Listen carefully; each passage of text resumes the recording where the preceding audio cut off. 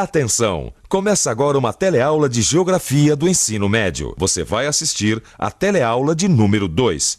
Bons estudos!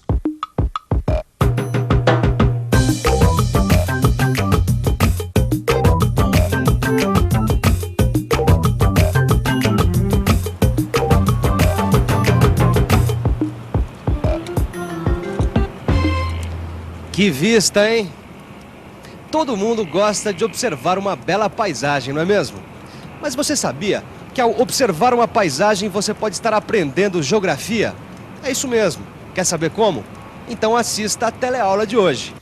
Você vai ficar sabendo qual é a noção de paisagem, a importância da observação e da descrição da paisagem, as diferentes combinações de formas e aspectos das paisagens, como o estudo das diversas paisagens aumenta o nosso conhecimento da geografia e várias técnicas de observação da paisagem. E então, vamos abrir uma janela para o mundo?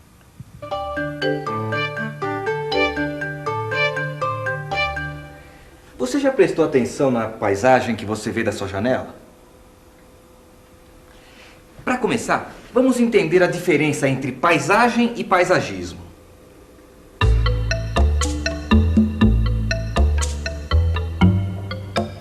Paisagismo é a arte de distribuir plantas e objetos num jardim ou parque.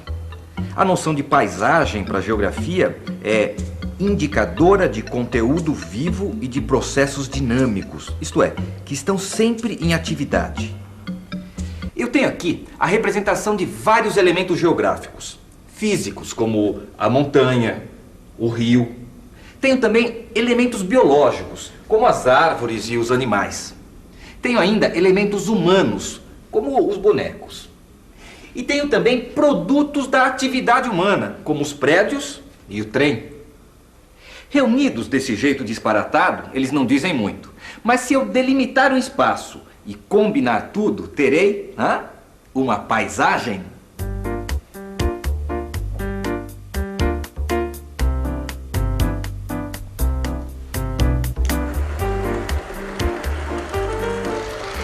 Interpretar uma paisagem como essa para a geografia é buscar uma explicação científica de como as formas que nós estamos observando aqui são o resultado visível de uma combinação de processos físicos, como as montanhas, os rios, biológicos, como as árvores, os animais, e humanos, como o trem que circula por aqui.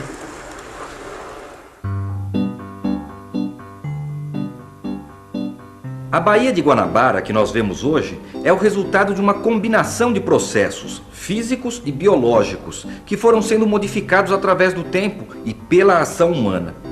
Cada modificação de um desses elementos provocou uma reação dos outros. Portanto, a paisagem evolui continuamente. A observação e a descrição da paisagem é o ponto de partida para desvendar os segredos das relações entre sociedade e a natureza. A observação da paisagem é o ponto inicial do treinamento de um geógrafo. Evidentemente, no presente momento, existe uma tendência para estudar mais o espaço do que valorizar a paisagem. Eu, pessoalmente, acho que as duas coisas devem ser feitas ao mesmo tempo. Observar a paisagem, estudar a projeção da sociedade sobre o espaço e tentar interpretar as razões da organização humana sobre a herança da organização natural dos terrenos e da vida vegetal, animal e, sobretudo, do trabalho humano sobre essas heranças.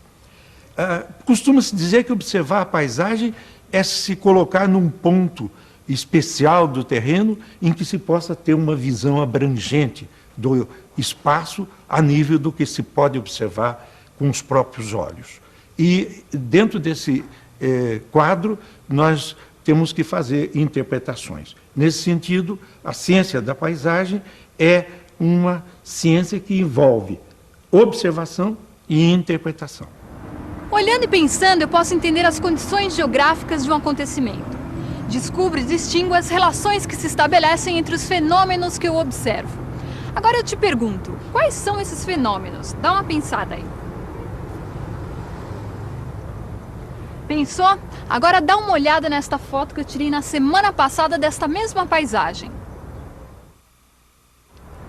Forma de relevo, clima, vegetação, dados de população, atividades econômicas, manifestações sociais.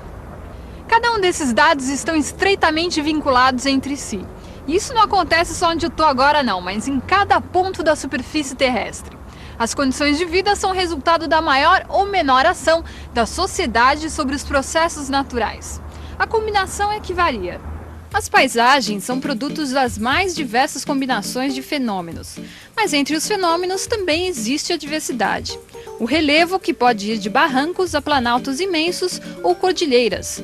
Por outro lado, são as condições climáticas que determinam as características da vegetação e do solo, e também os agentes de erosão que modelam o relevo. E assim se criam as diferentes paisagens naturais, que são resultados das interações entre clima, solo, vegetação e relevo.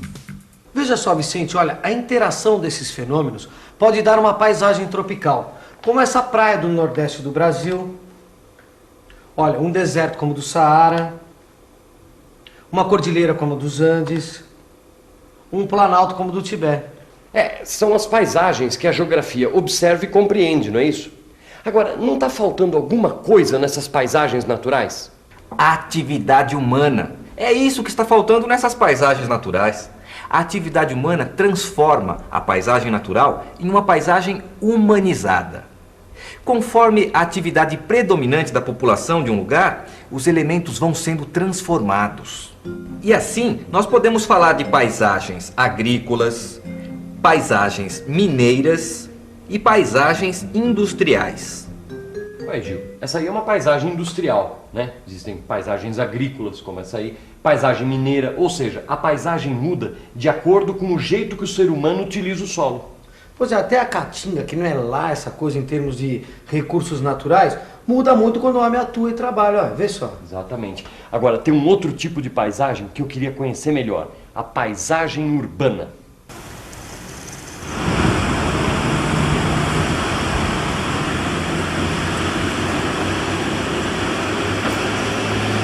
A cidade é uma espécie de museu vivo da história do trabalho e das técnicas desenvolvidas pela sociedade.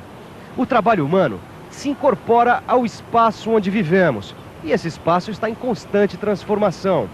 Casas antigas e modernas, ruas com grandes prédios comerciais ou pequenas vilas, praças e monumentos. Nós podemos comparar paisagens a fotografias, que refletem as combinações entre os processos naturais e culturais que ocorrem em cada lugar.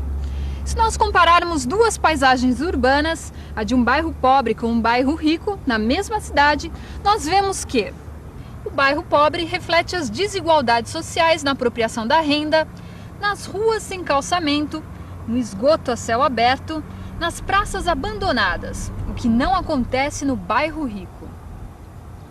O lugar que a gente ocupa no espaço geográfico é resultante das condições sociais em que vivemos. E a gente entende isso observando e interpretando a paisagem. Mas existem outros meios de se conhecer e representar o mundo. Os mapas, por exemplo. E uma porção de novos meios de observar as paisagens. Veja só. Esses novos meios de reconhecimento e coleta de informações geográficas estão disponíveis graças aos satélites.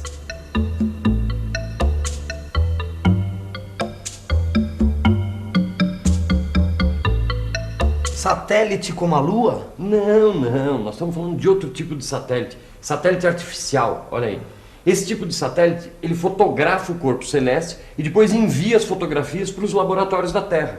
Os nossos olhos são sensores. Eles localizam o que queremos observar.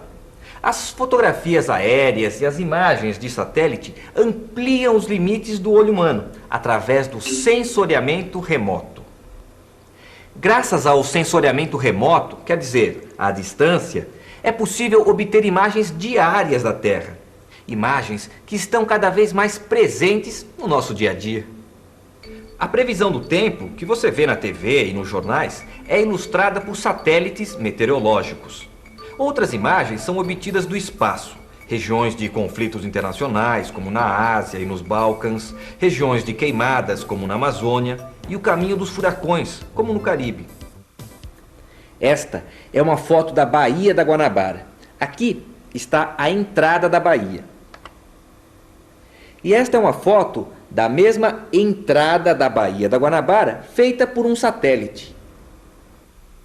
Olha aí o satélite, Vicente, olha. Ele não para nunca de fotografar a Terra e enviar essas fotos para nós aqui embaixo. Agora, é uma quantidade de informações enorme que chega todo dia aqui, não é não? Pois é, mas qual é a importância, qual é a utilidade de tanta foto? Pois é. Do ponto de vista técnico-científico, as imagens de satélite têm um grau de precisão muito grande. Elas constituem uma técnica fundamental e eficaz para a avaliação dos recursos terrestres.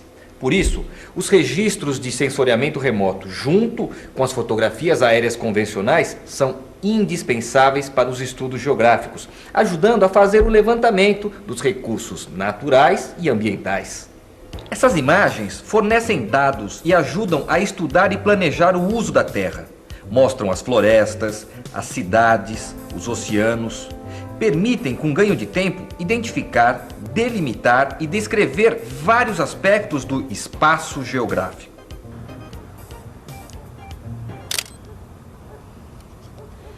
Se eu vier aqui todos os dias e tirar uma foto desta mesma paisagem, provavelmente daqui a um ano eu vou ter uma boa amostra das modificações dessa paisagem.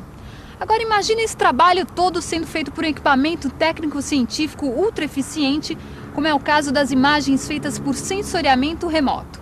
Dá para acompanhar no tempo as modificações do espaço. Aí sabe o que acontece? Dá para você estudar a dinâmica, o movimento do meio ambiente.